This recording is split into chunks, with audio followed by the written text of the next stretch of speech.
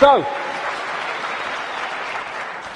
we have this projected agenda, and we're now at the point where they're trying to introduce finally that structure. World government, world central bank, world army, world currency eventually, and alongside it, of course, the Orwellian state that I've been writing about for the best part of 20 years, and increasingly so many others have too over the years, and it's unfolding as daily experience. More and more control. Now, number plate imagery, where they can follow people all over the country. This stuff called Speed Spike, where they can follow cars and their speeds from satellite wherever they go over vast distances. Then they've got this stuff they're bringing in, problem, reaction, solution, because some puppet stooge kid set his pants on fire and now we must have this stuff. You know, I don't care about them seeing my body, serves them right, but it's going to bathe us all in bloody radiation. And of course, people who do care about their body being seen, it's going to, again, break them down. This is what it's about. It's a psychological warfare on the people. We're seeing police becoming more like soldiers. There are some good policemen, there are some sensible policemen, but my God, there's some morons. And they're giving them tasers as well. Bloody hell, 55,000 volts. And what is that about? People say, oh, it's terrible, it's bad for them, isn't it, that these people are dying from being hit by the taser? No, it's what they want. Because when people die of being hit by the taser, that means anything you say, officer, I'll do. It's what they want. It's part of the control system. And the sound to clear, peaceful protest, the microchip agenda goes on. One hospital now is replacing written tags on babies with barcoded ones. In the papers this week, it's all on the road. They now have barcodes that actually you can't see. The real ones, they would be there, but you wouldn't see them. Then there's the assault on the body computer to destabilize our ability to maximize our potential and get out there to higher levels of consciousness. That's what, in part, this is about. The chemtrails that crisscross the skies all over the world. All the chemical cocktails in food and drink, targeting children most of all. And this is an interesting thing. It's talk about problem, reaction, solution. The symptoms of the E numbers in sweets and food and everything, in terms of childhood behaviour problems, mirror the alleged symptoms of attention deficit disorder. Mirror them. Why? Because they're causing them. And so what they do is have this shite.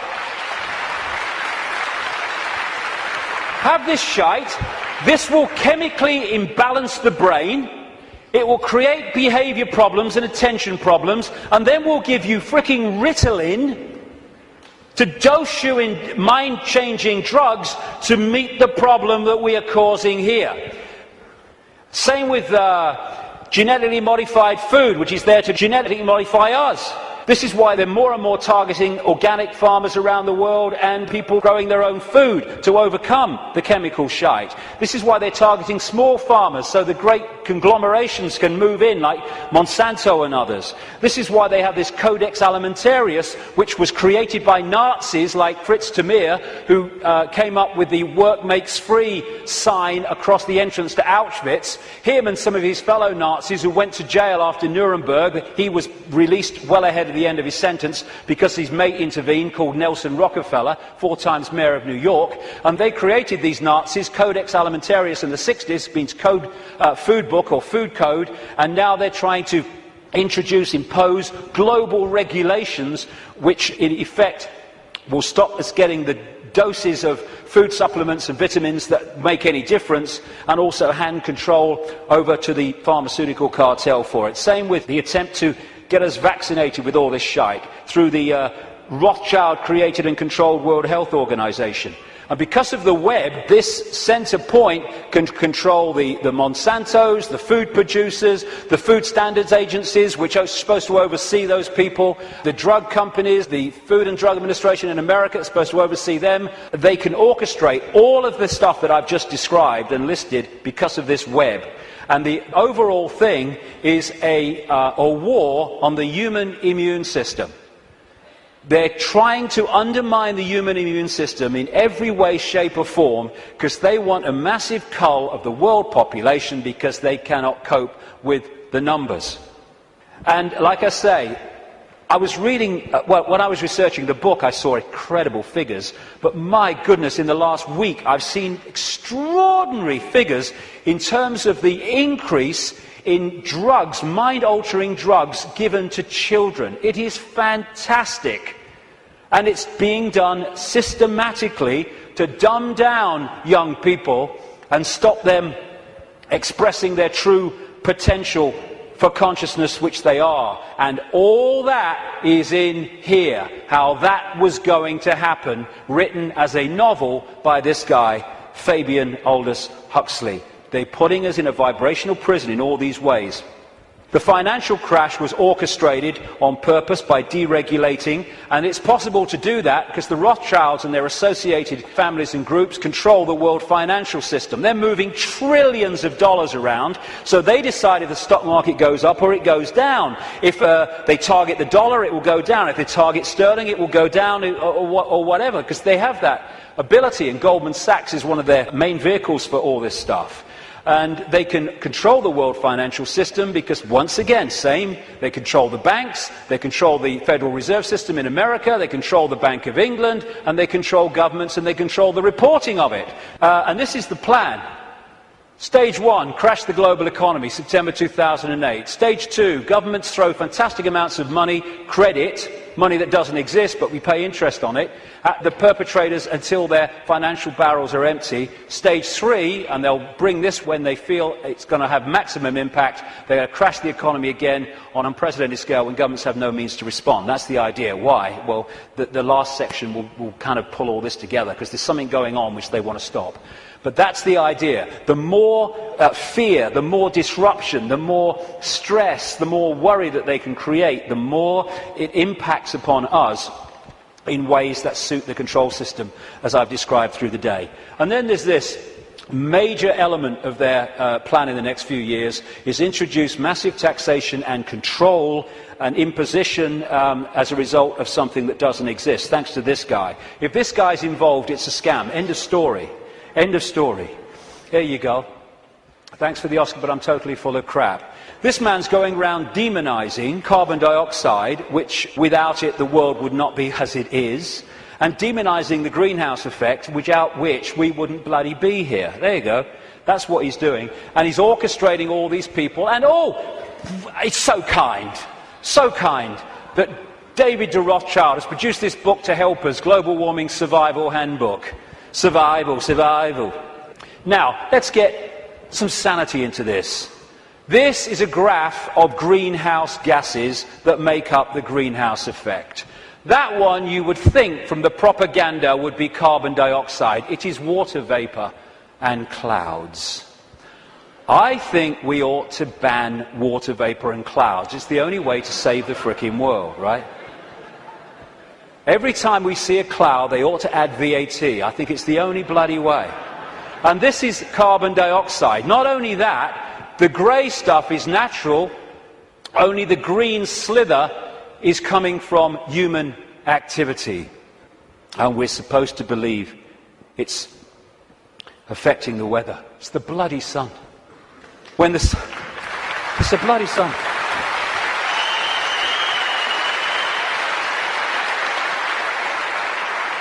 When the sun is in an active phase, it gets warmer. When it's in a non-active phase, it gets cooler, which is why over the last 10, 11 years, when the sun's been in a non-active phase, it's got cooler year on year. And one of these groups in this network with Brzezinski's Trilateral Commission is the Club of Rome. It was created in the 60s to orchestrate the use of the environment to push the agenda. Aurelio Pecci, the founder of the Club of Rome, quoted it in their own publication in 1991. In searching for a new enemy to unite us, we came up with the idea that pollution, the threat of global warming, water shortages, famine and the like would fit the bill. And they've played it out ever since through the Church of Climatology, which is just a cult. And here's the high priest. And we have this guy, Nick Clegg, who actually calls people that challenge the global warming climate change official story as climate change deniers. Because the Church of Climatology says that if you don't accept its nonsense, you are a blasphemer! And they equate you with Holocaust deniers. That's what that line is supposed to do. And we're still pushing along. We've had Climate Gate, we've had Glacier Gate, we've had Amazon Gate, we've had Polar Bear Gate, Rising Sea Levels Gate, where all these things that were supposed to be happening have found to be not happening and have been lied about and manufactured. And we've even had Cowgate. Yes, ladies and gentlemen, I bring you glad tidings and great news. These clowns have now admitted that bovine flatulence is not a threat to human existence as we know it. I can't tell you how happy I am. BBC, through gritted teeth, has had to admit on its website, but not on its television station, that temperatures have been falling. And yet, no matter, the Green team goes in, Gore's team is taken on by Obama. They go around programming children about fear of the future. The Green police to impose checks on your houses without your permission. And just to show it's a scam, there we go. How's that? Good stuff. Again, I keep coming back to this. The suppression vibrationally of this energy field and the human energy field. The reason they're stopping the manufacturing of light bulbs and the selling of light bulbs as we've known them up to this point, and they're replacing them with these things which are full of mercury and an environmental bloody disaster, is because they give off a certain vibration that affects the human energy field. This is why many people around the world get ill, physically ill, when they live with these light bulbs. It's all a scam. Very quickly to finish, political correctness. This is not about protecting minorities. It's about stopping people speaking their truth and having freedom of speech. That's what it's about.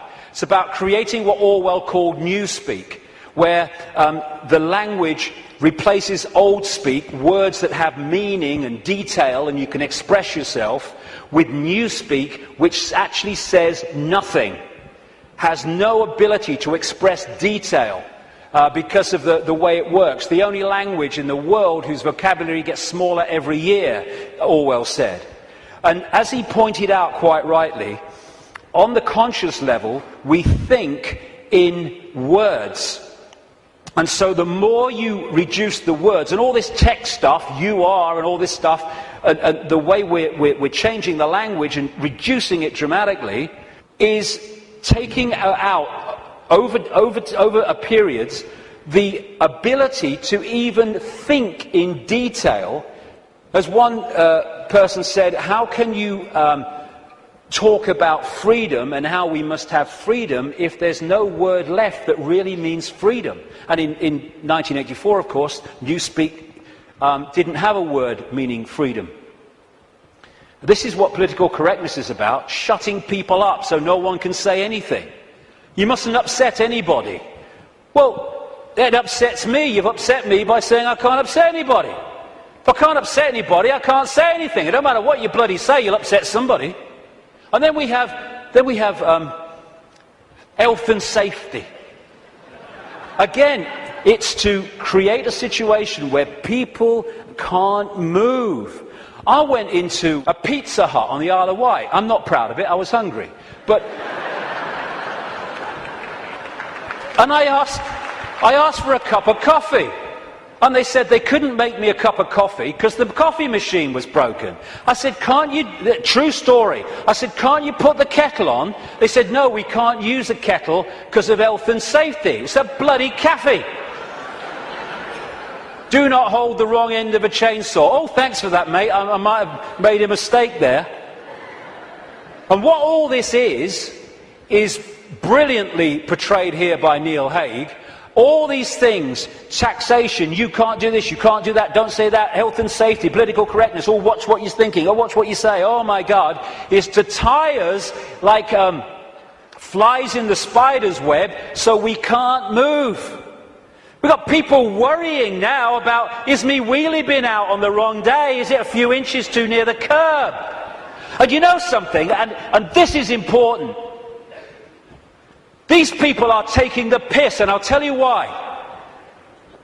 They are throwing this crap at us, and if they don't meet significant resistance, they go, okay, we'll throw even more crap.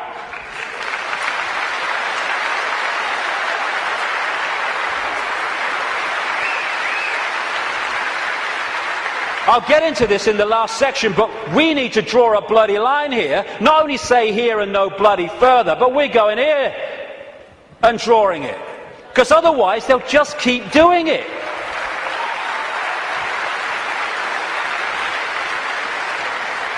And this is the key to all of this that I'm talking about. It is a mind game. It has to be. It has to be, because from mind comes everything. This mass of stop, go here, don't do this, you can't do that, all this stuff. More and more fine detail of our lives being dictated. It's to turn us into a version of this. You put a mouse in a laboratory maze, and you put shock equipment down different channels. When it goes down those channels, it gets a shock, it comes back. It might go down another time, it'll get a shock and come back. After a while, not long, you can take that shock equipment away, that mouse will never go down there again, because you've changed its behavior patterns. And what they're doing is throwing all this stuff at us, giving us punishments for doing this, punishments for doing that, punishments for doing this, but you're okay as long as you do this. And that channel of it's okay if you do this is getting narrower and narrower and narrower. And what they want to do is to bombard us and batter us into acquiescence. So we become subservient totally to the system. Never challenge it. Just stay in this narrow band of robotic computer terminal perception. To turn this into this. A bar-coded, computer terminal, unquestioning, acquiescent robot. And they've done it before in smaller than I've got to now. The journey continues. But it's to control perception and get us to believe we have no power. We bloody do. To get us to believe that we should just follow the one in front, because that's what everyone else does. Like bloody hell we will. And in 10 minutes I'll come back and let's look at what we can do. Thank you very much. Thank you.